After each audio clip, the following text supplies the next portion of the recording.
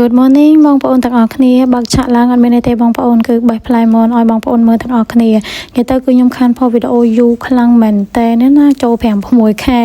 ហើយវីដេអូនេះគឺទាញថតដោយចៃដន្យទៀត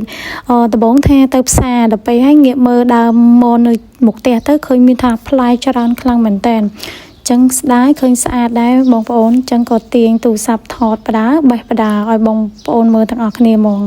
និយាយទៅសម្រាប់ផ្លែមននេះវាអត់ទាន់ទុំខ្លាំងទេរៀងនៅជូរអញ្ចឹងខ្ញុំពងស្លឹងឲ្យមើលផ្លែមនណាវារៀងទុំតែអត់មានសោះស្លឹងមើលទៅគឺក្រហមហ្នឹងរៀងនៅស្ទើរអញ្ចឹងមានតែ3យកទៅជ្រលក់អំបិលម្ទេសព្រោះខ្ញុំ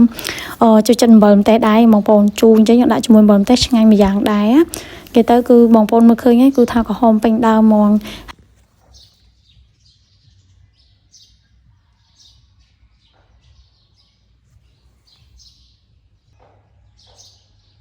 និយាយទៅស្លឹងមើលអស់ចិត្តហើយអត់មានឃើញមួយណាទុំទេចឹងខ្ញុំបេះទាំងស្ទើរហ្នឹងហ្មងទៅបងប្អូននិយាយទៅបេះរៀងដៃរៀងឆ្កងតិចដោយសារថតមកជាហៀងយើងបេះមកជាហៀង